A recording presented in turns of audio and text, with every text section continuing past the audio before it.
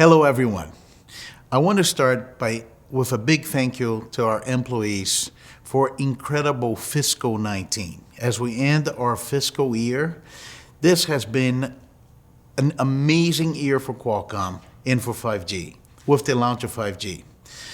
5G is part of this vision that wireless is the connectivity fabric for the future and a future that will help build.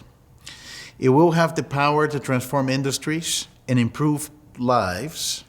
And that transition is a huge undertaking and one that we really take with pride here at Qualcomm. But let's just, as we finish this year, have a review and look at where we are right now on 5G. 5G is definitely here. So we had a summer of 5G with 20 plus OEMs, 20 plus operators, and over 150 5G Snapdragon designs, a large number of phones launched, and a large number of services launched with great data rates, new plans, and the beginning of new services in wireless. It's really, a major accomplishment. And as we finish our fiscal year, I want to use this opportunity to review some of the 5G myths and the realities. So they said that there will be bulky phones, uncompetitive devices, no mainstream launches, poor battery life, and then my favorite one, the millimeter wave will not work, and especially will not work in a mobile device. The reality, however, proved to be completely different. Great products were launched in 19, starting the beginning of the year as we expected with the Galaxy 5G, the Galaxy S10 5G. A number of products got launched, great devices, devices ready ahead of the network, and consumers can now get a brand new 5G phone even if they don't yet have coverage, because those devices are going to do everything you do with 4G and some more. But more than that, some of the testing that's being performed by Signals Research, as an example, show peak speeds by Verizon in Minneapolis of 1.5 to 1.6 gigabits per second. 5G capable phones, according to what we're seeing in Korea right now, is 2.6 times faster than the LTE equivalent. 5G smartphones are lasting full workday in terms of battery life. And there are a lot more of great information in the full report that is coming later this month. So definitely, it was a very positive story for 5G in 19. But as we head into fiscal 20, let's just get ahead of ourselves and start reviewing what are going to be the upcoming myths and realities of 5G. So the skeptics are now saying there will be no coverage, cannot really find the signal. They're only great devices, but only premium devices and no use cases. But the reality is now, even as we speak, turning to be very different. So I want to start with a very important feature, and it's a little bit technical, but it's very important feature in this transition from 4G to 5G, and that's going to start to get rolled out throughout 2020 in all the markets. It's a feature called Dynamic Spectrum Sharing, or DSS.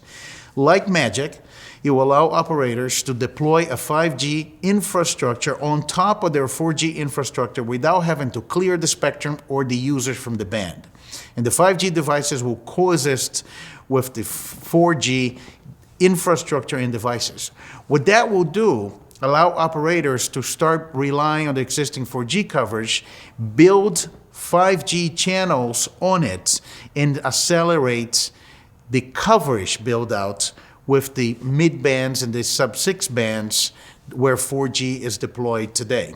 And the speed that coverage will be available will accelerate the transition of the services from 4G to 5G.